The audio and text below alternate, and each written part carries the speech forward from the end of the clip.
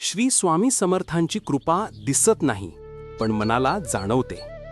त्यांची कृपा आपल्यावर आहे याची काही खुणा अशा. 1. मन शांत होऊ लागते. पूर्वी छोट्या गोष्टींनी ताण येत असेल, राग येत असेल, पण अचानक मन स्थिर राहू लागतं. ही स्वामींची पहिली खुणा. 2. मार्ग स्वतःच तयार होतात. अडथळे असतानाही कामं सुरळीत होतात. योग्य व्यक्ती, योग्य संधी आणि योग्य वेळ आपोआप समोर येते. 3. चुकीच्या गोष्टींपासून दूर जातो. वाईट सवयी, चुकीची संगत, नकारात्मक विचार हळूहळू दूर जातात. जणू कोणीतरी आतून थांबवतं. हा स्वामींचा अदृश्य आधार आहे. 4. मनात सतत स्वामी स्वामी जप घुमतो.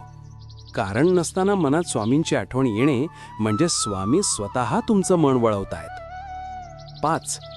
संकट टळतात किंवा सहज सुटतात. मोठं संकट जवळ आलं तरी ते निसटून जातं. हे थेट स्वामींची ढाल तुमच्यावर आहे याचं लक्षण. 6. घरात शांतता वाढते. भांडणं कमी होतात, मनस्ताप कमी होतो, घरात सकारात्मक ऊर्जा येते. हे कृपेचं मोठं चिन्ह.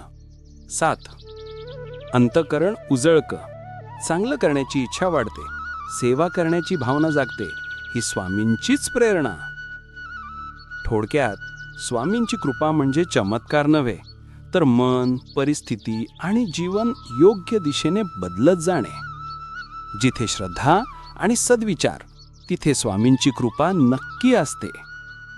व्हिडिओ आवडला असेल तर कमेंटमध्ये श्री स्वामी समर्थ लिहा.